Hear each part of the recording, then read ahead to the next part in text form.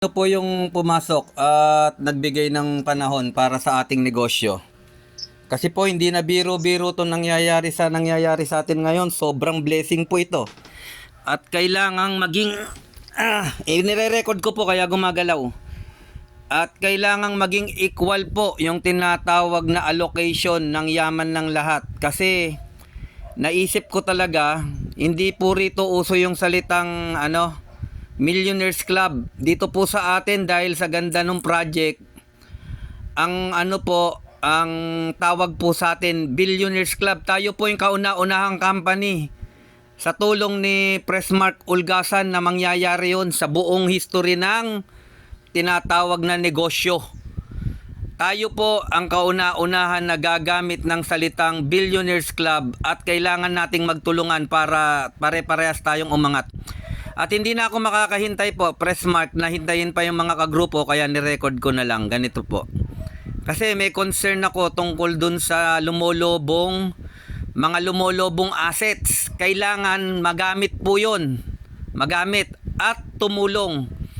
Ano po masasabi nun doon, Pressmark? Katulad si Ma'am Ena na congratulations. Kasi lobong-lobo na yun sa kanya. Ang nangyayari, hindi niya na-enjoy yung kanyang napakalaking income. Umabot na yata 34,000-35,000 to sa kabuuan.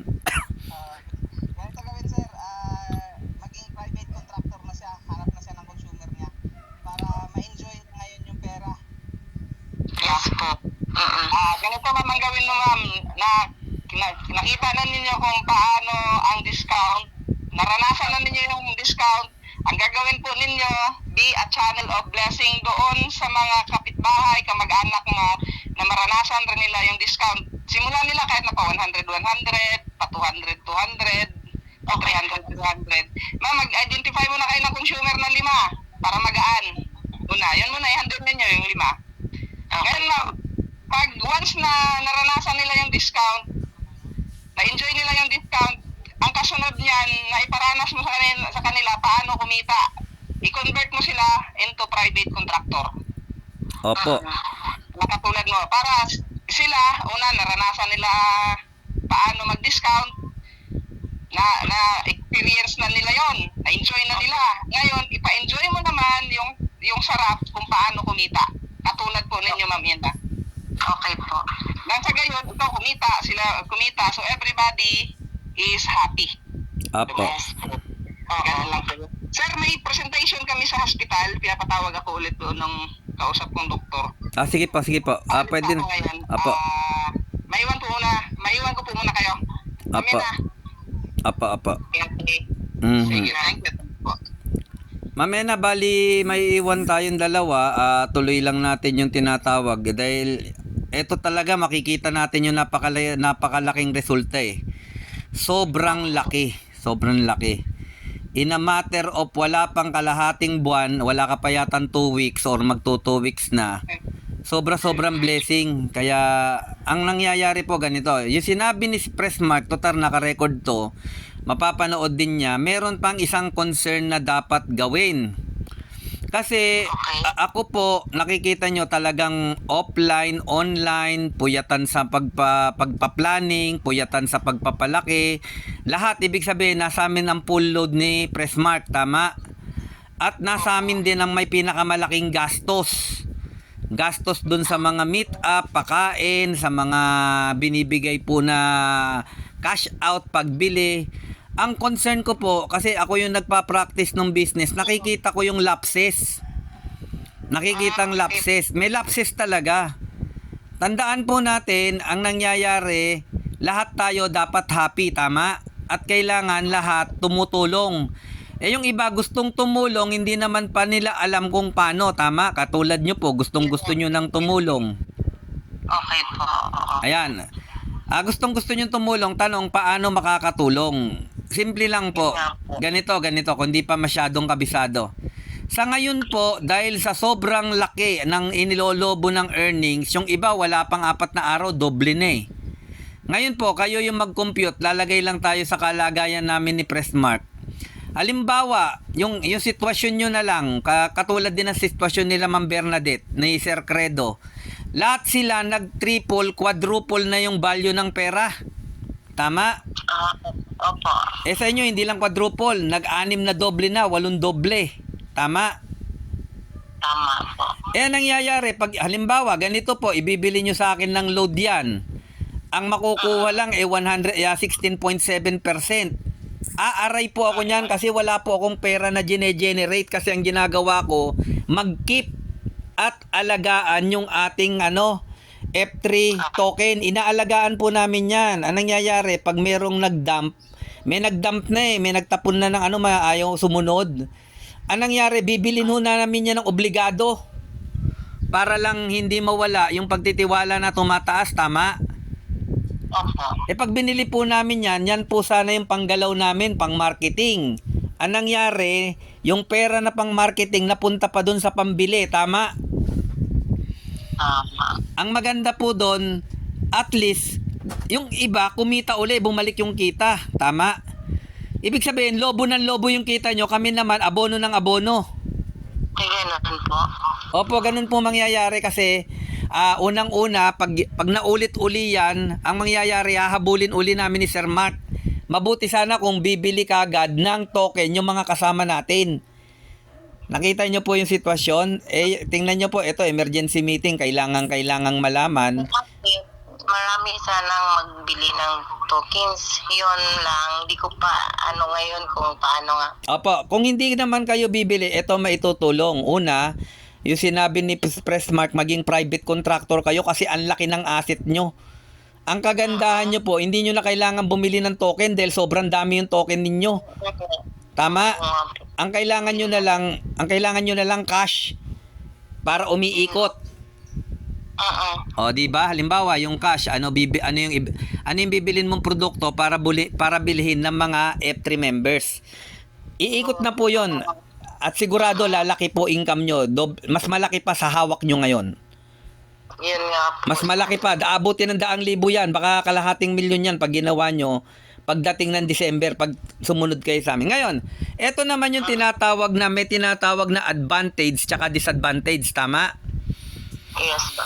Halimbawa, nasabi na namin kailangan yung bumili. Ang mangyayari sa basar kayo bumili, ang hirap naman, shortcut, tama? Yes po.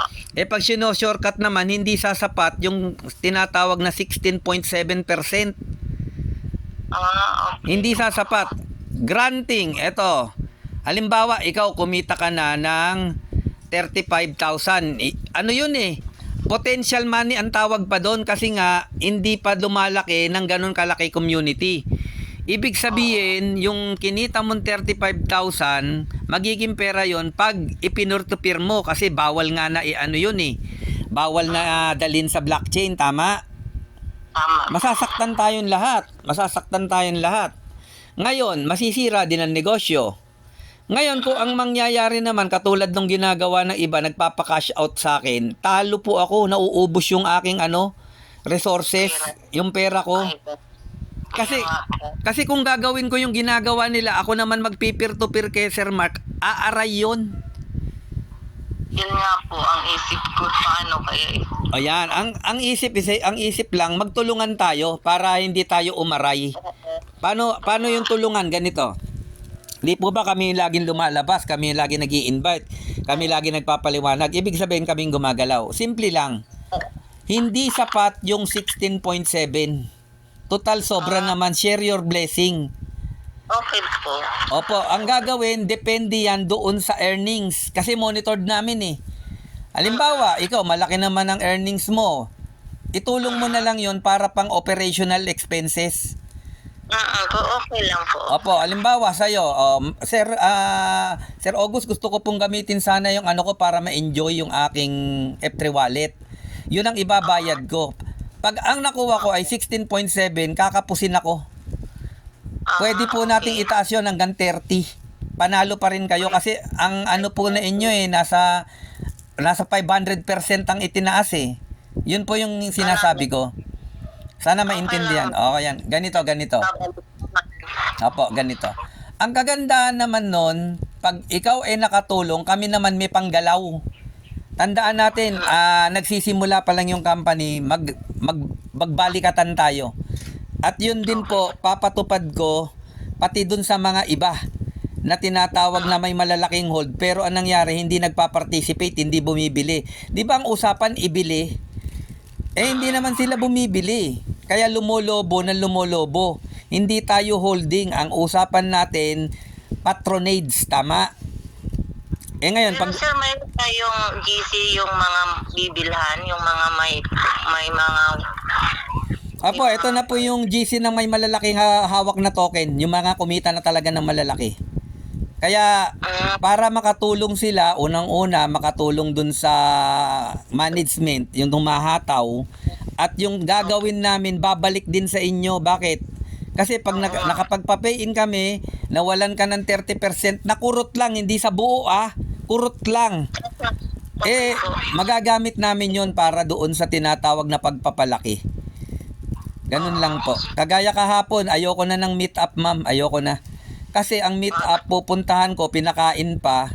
Di 700 na pangkain. Magkano lang naman ang ginawang entry? 2,000. Talo pa ako. Kung pinang-entry ko na lang sa F3 yung 700, baka after 1 week, yung 700 ko, 5,000 na. Online na lang, sir. Online talaga, hindi pwede yung meet up. Hindi kakayanin. Dahil hindi pwede nag-uusap. Ang dala-dala, tubig. Tama. Kaya para maiwasan yon, gagawin na lang yung tinatawag na offline or meet up pag maraming tao.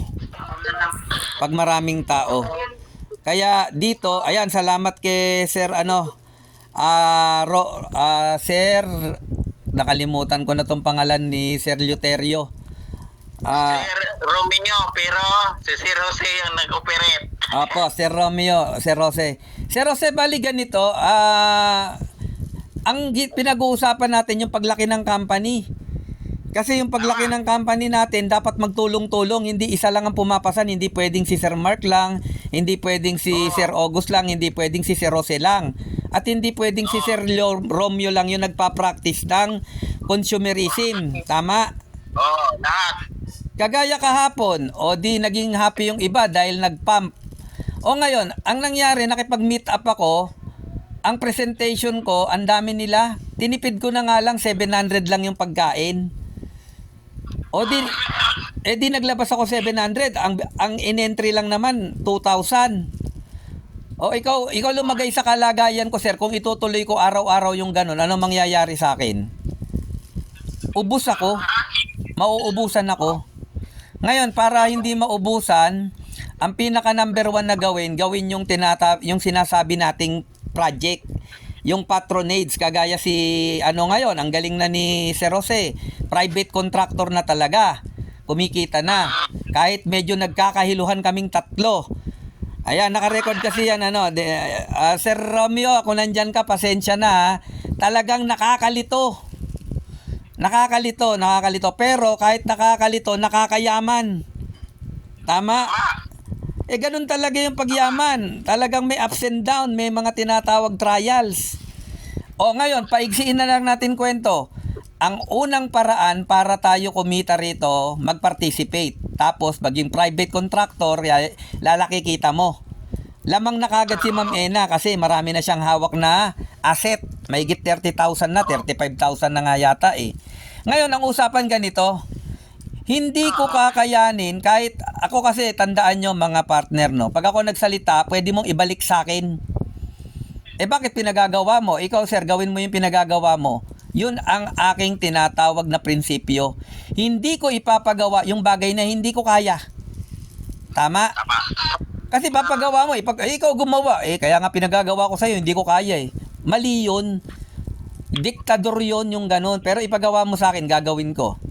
Ngayon, ano yung gagawin? Ganito, Sir Jose. Since lahat tayo kumikita na, hindi na kayang habulin yung sobrang paglobo. Mas mabilis lumobo yung kita nyo kaysa mas mabilis na gumalaw yung company. Tama? Ranas naman natin, mas mabilis yung lobo ng income Ang tanong, yung participation ba mabilis? Ang bagal nga Ang nagpa-participate pa lang si Sir Romeo. Sir Romeo, maraming salamat Thank you. At sigurado mayaman na tayo sa December dahil nagpa-participate ka. Ganito, hindi ko kakayanin, lalong-lalo yung nagka-cash out ng tinatawag na trading margin na 16.7. Kailangan case-to-case basis ang gawin natin. Paano case-to-case basis? Applicable lang yung 16.7% dun sa mga nagsisimula. Kasi yun yung tinatawag na consumerism, patronage, tama? Kasi bumili sila, hindi nila matatanggap kasi ang layo nila, gagawin yung pera. Tama? Maliit pa lang naman binibili nila, kaya naming i-shoulder, tama? Ngayon, i-consider natin si Ma'am Ena. Konti pa lang ang nabibili nitong load tama? Nasa 2,000 pa lang yata, yun na-enjoy niya. Tama? O yung iba naman, si Sir Jose, nagka-cash out, tama? Pati si Sir Romeo, nagka-cash out, tama? Kailangan ilagay natin doon sa laki ng asset. Kasi kung gagawin namin yon, halimbawa, nag-cash out si Romeo ng 3,000, si Sir Jose 1,000, si Ma'am Ena nagpa-load ng 2,000, magkano na yon? 3,257. Wala naman na kaming ganun karaming cash ni Sir Jose, ni Sir Mark. Ang nangyari, pinakinabangan na ninyo yung tinatawag na assets. Kami naman, pakikinabangan pa dahil nagtitiis nga kami na palawakin. Tama? Tama. Wala naman kaming pagka-cash outan ni Sir Mark Tanong, eto magandang tanong. Kung kayo ganyan kalaki ang asset nyo, halimbawa si Ma'am Ena nagkaroon ng asset na 30,000, do you think ganun din ang asset naming dalawa? Hindi. Bakit? Hindi. Kasi mas malaki sa inyo. Very good. Mas malaki. Pero ang tanong, yung malaki bang yon pera, mapepera namin? No. Pagdating sa blockchain, barya lang yon. Oo. Maliit lang yon, malaki lang yon doon sa assumed Bigyan. yung tinatawag na estimate. Estimate ang tawag dyan Ngayon, kung ang gagawin natin, Excuse me. opo, ano lang yon, presume estimate lang yon. Pero pagdating, Ano pala kayo pag nagkapera, na-cash nyo yung kasi sa inyo kami nagka-cash yung mga ganon. yon, ang mangyayari, Saan kayo kuha ng pera? sarili po naming pera. Ibig sabihin, sa inyo po, na-enjoy nyo na kagad yung pagkuha ng pera nyo. Sa amin, hindi pa namin ma-enjoy. Kasi nga, ang nangyayari, iniipon namin panlaban dun sa magdadump. Tama? Okay. Ang nangyari naman, panlaban dapat namin sa magdadump yun, nakaka-cash out naman, talo kami. Bakit? Kasi sa inyo, naging pera na kagad. Sa amin, yung pera namin na pang revolving fund, panggalaw, pambayad sa maintenance, yung mga tinatawag na nagdadump, nagagalaw, hindi namin kakayanin. Kasi kung kami gagawin namin yung ginagawa nyo, instant marami na kaming pera.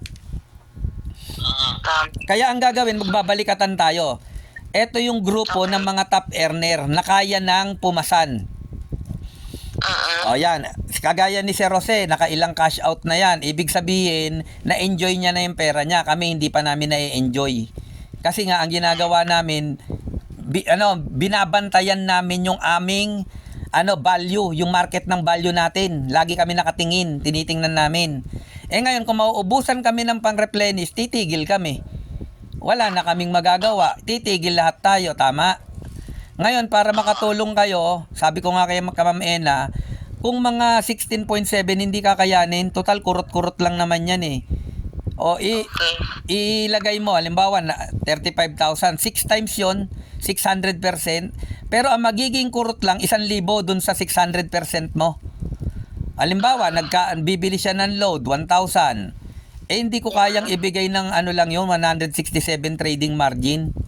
Kailangan yun nasa 30. Yun lang yung, meron tayong tinatawag na max. Hanggang 30 lang ang max. Ma'am Ena, magte-trading margin tayong 30%. Para yung binibili kong load, hindi naman ako nauubusan ng pera. Kasi kailangan natin, si Sir Jose naman, nakita ko, kumita naman siya pwede sa kanya mga 25% na trading margin. Kung mag-aano lang kung magwi-withdraw, depende sa kausap. Kasi alam naman namin kung kumita ka na Mm-mm. Tama po ba yon? Coach August, sa mga sa mga kumita na applicable yan ang Tama. 20%. Opo. Pero pag hindi pa kumikita, Sa 1,300. Opo. Walang problema sa Apo, akin, sir. apo. O ganito naman, okay na tayo dyan kasi nire-record ko to para mapanood ng iba. Ngayon kay Sir Romeo, may gusto ko sabihin. Ganito para malinaw tayo, no? Kailangan nalalaman natin na kumikita tayo, tama? Ang hirap na nagne-negosyo tayo, walang kita. Itigil na natin kung magne-negosyo tayo, hindi tayo kumikita, tama? Ganito para maging malinaw, para alam natin yung tinatakbo ng negosyo natin. Sir Romeo, matanong kita, sana si Sir Romeo ang sumagot, no? Sir Romeo, nung nagsimula ka, magkano binili mong F3? 4,000 po. Pagkatapos ng 4,000, bumili ka pa ba uli o hindi na? Hindi na. Yan, doon tayo magsimula, makinig. Yung 4,000 ni Sir Romeo, naging 9,000 plus nung nagsimula na siyang bumili ng balot. Tama? Yes. Yes, nagsimula na siyang bumili ng balot. Ang una niyang biniling balot ay 13,200. Ang private contractor ay si Sir Jose. Tama? Yes. Siya yung naging seller. Ang private contractor naman si Presmart. Kasi nagtitinda ng balot si Sir Jose, siya yung seller. Ngayon, ang nangyari nung naging seller, ginamit niya yung tinatawag na F3 Bazaar. Talagang dumaan ng F3 Bazaar, nagkanda duling-duling tayong lahat. Ngayon, naging successful naman, tama? Ngayon, Yes. nung ginamit ngayon yung tinatawag na 13,200, Sir Romeo, nag-cash out ka ba nung panahon na yon? Nag-withdraw? Isang libo po. Ayon, very good. O di 1,000. Ibig sabihin, 1,000 ang winidraw mo, 13,000 naman ang binayaran mo. Tama? Yes. O maliwanag na maliwanag yon. Sa 13,200, kumita naman ng 1,800 si Sir Jose. Na dapat kanya talaga yon. Tama? Yes. Yon. Ngayon, yung 1,800 na yon, ang nangyari, babawasan mo lang yon, tama? Kasi ang binitawan ni Sir Jose, 13,200 tama? Yung 13,200 minus 1,800, ang matitira doon, 13,1,800. Sabihin mo ng 2,000. 11,800. 11,400. 11,400. O di, ang dapat talagang binayaran ni Sir Romeo, 11,400 kung bibili sa balutan, tama? Kasi yun yung regular price eh. O ngayon, ang nilabas ni Sir Romeo ay 13,200. Ang naging parang lang 1,800. Parang nawalan siya ng 1,800, tama? Tama. O ngayon, ito ang computation. Makinig. Yung computation, matapos ang transaction, di ba ang natira sa pera ni Sir Romeo, 9,867 dun sa token? Yes, tama. At meron pa siyang na-cash out na 1,000? Tama. Magkano lahat ang naging pera ni Sir Romeo pagkatapos gamitin ng bazaar? 876. 10,876. Very good. Dapat maintindihan ni Sir Romeo yon. Ibig sabihin, nung ginamit nyo yung bazaar, totoo pala na naka-discount siya. Kasi nagkaroon siya ng 9,687 pagkatapos nagkaroon pa siya ng 1,000, kaya 10,000 yung naging value ng 4,000 niya. Maliwanag, ang tanong mamena, kumita ba? Kumita. Yung dating 4,000 niya, naging 10,600. Kumita pa siya ng 6,000, tama? Natira pa. O ngayon, nagkaroon ng transaction naman, doon na naman kami nagkalituhan. Ang transaction naman ay 14,520. Ang natirang pera ni Sir Jose ay 9,867 kasama yung 1,000. Dapat isama mo yun dahil kasama yun sa kwenta eh. Di 10,000. O di, ang tandaan na lang natin yung nasa ledger, 9,687. Ang nangyari, ang binayaran na naman ni Sir Jose, ay ni Sir Romeo, ay 14,520. Instead na ang babayaran niya ay, paki-compute nga, paki-compute, kasi dalawang camera hawak ko eh. Dapat, 500, magkano ba isang trade na totoo? 19 times 570. ayun, 570, yun ang totoong babayaran kung nagdirekta sa balutan. 555. Yan ba yung 19 times 30? Ano ngayon? 18.50. Ay, wag muna po gamitin yun. Pinag-uusapan natin yung nakaraan. Masisira yung compute. 19 na lang para hindi total. 19. O sige, 19 times 30. 570. O, 570 times 22. Times 22.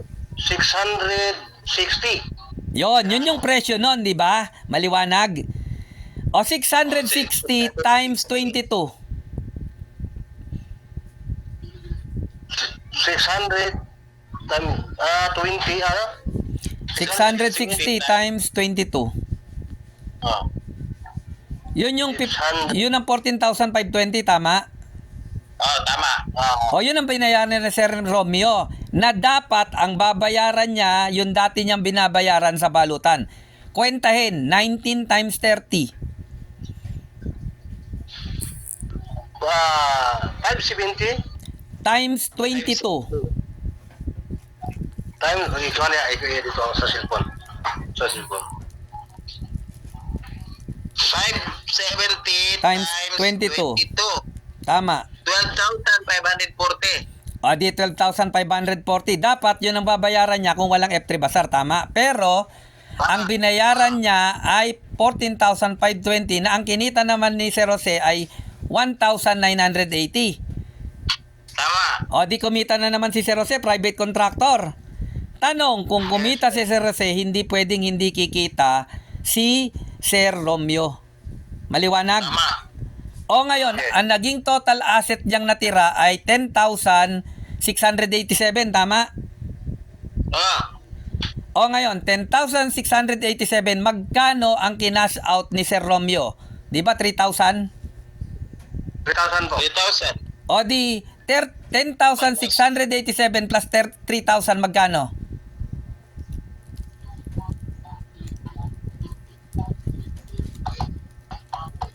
Plus 3,000. 13,687. Opo, 13,600. Ang nangyari, yung 1,980 napunta kay Sir Jose, i-minus yun. Kasi napunta yun kay Sir Jose kasama sa binayaran eh. I-minus yun. Minus 1,980. O magkano ang natira? 11,707. Kumita ba si Sir Romeo o hindi? Kumita. Kumita? Eh 4,000 lang dati yan eh. Naibawas. Kumita. Kumita na si Sir Jose ng 2 beses. Kumita rin si Sir Romeo ng 11,000. Magkano? 11,707. Yun ang paggamit ng basar. Sana nakakasabay si Ma'am Ena, no? Kaya dito, bakit natin gagamitin yung F3 basar kung hindi ka kumikita? Kaya gamitin natin. Ngayon, gagamitin uli natin yung F3 basar, pero dadaan na natin sa F3 basar. Wala na shortcut kasi madali na. Hindi na tayo magsho-shortcut. Para may record lagi tayo nung natitipid. Yon, para hindi tayo nagkakalituan. Ngayon, dito ko ipinapakita sa inyo gaano kaganda yung F3 Basar. Take note. Kung nagkataon si Sir Romeo gumagamit pa ng tinatawag na bakit hindi ka bumili ng itlog, 'di ba? Halimbawa, bibili rin naman si Sir Romeo after 2 days, tama? Tama. I-advance mo na, Sir Romeo. Bumili ka na ngayon kasi papayagan kita kahit bumili kang 10,000. Kasi nga, ang nangyayari, gagamitin mo sa patronage. Ang iniiwasan kong bigyan ng malaking opportunity, yung mag-iipon lang, yung hindi gagalaw. Sana naintindihan nyo ako, no? Si Sir Romeo, payag ako na bumili siya kahit 15,000 na token. Para kumita siya. Pwede mo magpalitan na ang token. Ayun. Anytime mo mag-process ng balot, nago na. Kasi ang gusto ko kasi kumita ng malaki si Sir Romeo. Oo, lago na transfer. Ikaw, paano? Hindi pa ko masyado. Sir Jose, ikaw nakakasabay ka eh. Ang gagawin lang ni Sir Romeo, papayagan ko siya. Siya lang yung mga gumagawa at nagpa-participate. Halimbawa, ang liit lang ng kikitain ni Sir Romeo, kung mga 3,000 lang ang kanyang natitipid, ang gusto kong matipid ni Sir Romeo, 5,000, 6,000, deserving kasi siya.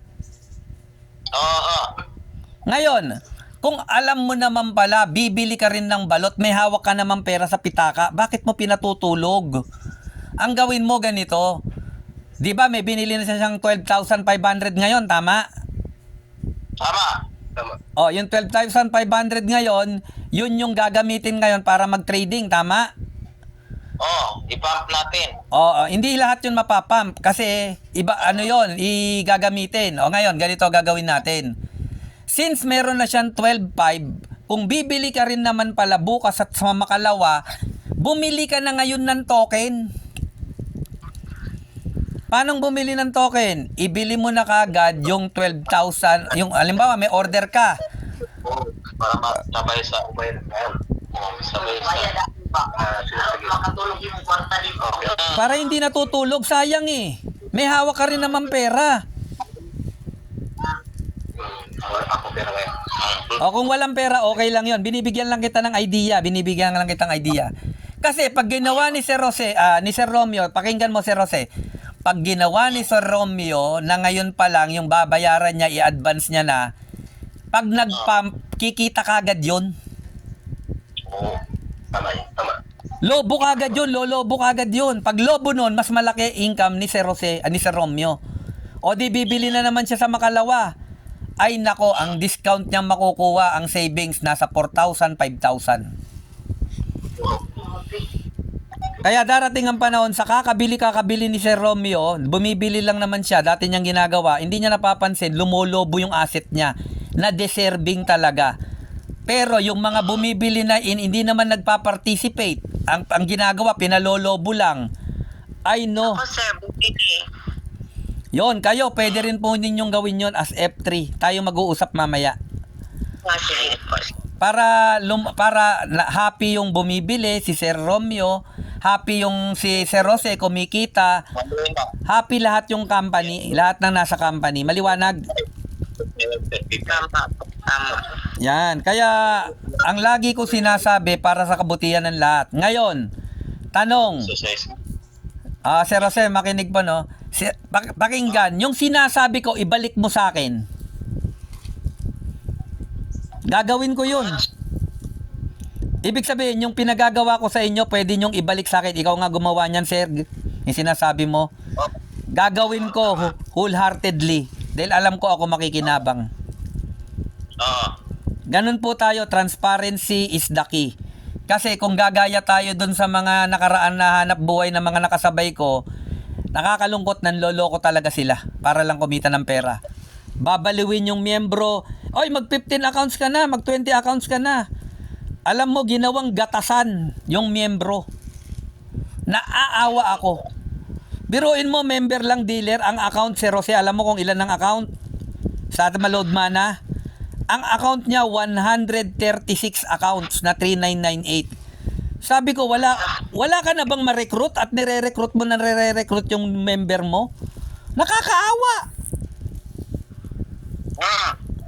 Dito, turuan kita, bumili ka ng bumili, ikaw makikinabang. At makikinabang din yung buong grupo. Tandaan mo, kung nakikinig si Sir Romeo, ang katulad lang ng pagbili ng token ay tulad ng pag-aalaga ng bibe. Yes. Halimbawa, tayong apat, nagsisimula, bumili tayo, tagi-isang token. Di ba pag bumili ng isang token, lahat tayo parehas ang income pag may nag-pump? Lahat parehas yan, up to the last digit. Ang nangyari, tayong apat, nakatingin lang. Sila pump ng pump, asaya natin. Pa-waiting. Di naman kami nagpa-participate. Kumikita kami. Di ba ang pangit? Naka-waiting lang tayo. Alam mo, magpakahirap yung mga yan, mag-market, hayaan mong mag-meet up, hayaan mong gumastos. Basta ang malaga, nakabili na ako ng isang token. Ngayon linggo, naging 5 na. Kumita na ako ng 4. Wow. Di ba ang pangit? Nagpapakasarap ka, kumikita ka, pagkatapos yung iba naghihirap. Tapos bigla kang, sir, pa-withdraw. Ang lupit mo, boy. Naunawaan ba ako? Pero kung ang magsasabi sa akin ng sir pa-withdraw, si Sir Jose, si Sir Romeo, ay willing na willing ako. Deserving silang kumita. O ngayon, ang nangyari, ganito. Tigi-isang, iba naman yung senaryo. Tigi-isang token tayo, naging 5 na, tama? Oh, tama. Ang nangyari, para mas dumami yung tinatawag na earnings mo, bumili ka ng USDT, pambili ng pato. Halimbawa, tigli 5 na tayo, tayong 4, 5. Ang ginawa ko, bumili ako ng 5 pato. Halimbawa, yung 5 pato, 300 USDT. Tama? Ngayon, nung bumili ako ng 5 pato, ilan na pato ko? 6. Hindi, 5 kanina. Tama, 6. Isa lang yung binili nung una eh. O di 6 na yung pato ko, kaya inyo, tagi-isa. Ang mangyayari, kikita ng 6 na beses yung token ko pag nag-pump. Alimbawa, ang kita ng isang pump, isang pato. Ikaw, sir, kumita ka, 6 na yung naging pato mo, hindi yung pato ang naging 6, yung value. Tandaan nyo yung pato nyo, hindi naman nadadagdag, yung token hindi nadadagdagan. Ang nadadagdagan value. Ang nangyari, yung pato nating tigi-isa dati, naging 6 na pato ang value, pero isang pato lang yon. Yes. O ngayon, bumili ako ng 5 pato, naging 6 na pato ko, tama? Kayo naman, nagiging tagi-isa pa rin. Tagli-5 tayo na naging virtual na pato, tama? Ngayon, may nag-pump. Yung pato mo, madadagdagan lang ng isang pato. Kayo, 7. Ako naman, iba. Since ang pato ko ngayon ay 6, magdadagdag kagad yon ng 6 na pato. Ilan na yung virtual na kita ko, yung na pato? 12. 12. Plus yung isang pump. 13. 13. Kayo, ilan lang? 6 plus yung isa, 7 lang. Maliwanag? Ibig sabihin, ako, nagkaroon na ng virtual na patong 13, 6 talaga yung totoo. Kayo naman, virtual na patong 7, pero isa lang ang totoo. Kaya ang mangyayari, mas malakas akong kumita dahil maraming pato ang nagdo-duplicate. Sa inyo, hanggang isang duplicate lang. Kaya ang nangyayari, pag merong nag-pump ng isa, istigi-isa lang kayo. Maliwanag? Tama. Ngayon naman, ako naman, pag nag-pump, hindi isa. Kasi ang pato ko ay 6 na pato madadagdag sa akin, hindi isa. Pero ang pinump, isa lang. Sana nakakasabay, no? Parang pato lang yan eh. Ngayon, yun ang kagandahan na sinasabi ko kay Sir Romeo. Bumili ka bago pa ikaw ay bumili ng itlog dahil pinaparami mo yung pato mo. Tapos yung pato rin ang ibabayad mo sa akin pag bibili na tayo sa dealer. Kasi ang nangyayari, yung mga patong yan, nagre-recruit ng kapwa pato pag nagkaroon ng pumping.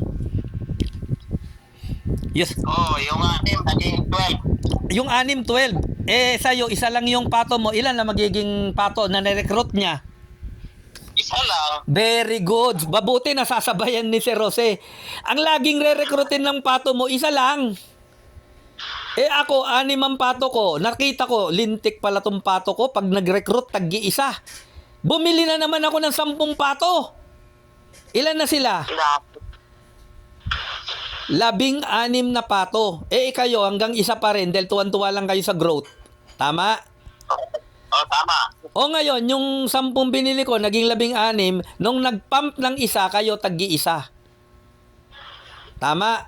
Pero sa akin, nung nag-pump ng isa, ang pato ko 17, ang bumalik sa aking patong recruit 17. Tama. Sana na-appreciate nyo yun, ha? Ito, alagahan na marami kang token, marami kang F3. Opo, dahil nanganganak yun, depende sa dami ng F3.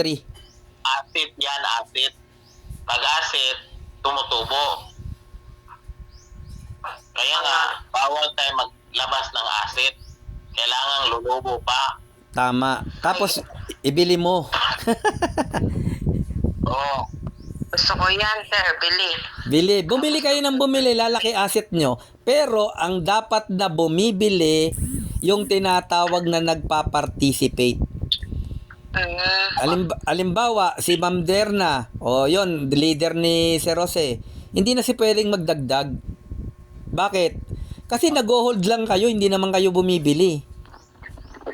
Tama? Ako, waiting naman ako. Saan ako bibili? Wala pa. Ayun, mag-usap tayo mamaya, ma'am. Mag-usap tayo mamaya. Wala dito? Si Ma'am Bernadette, wala dito?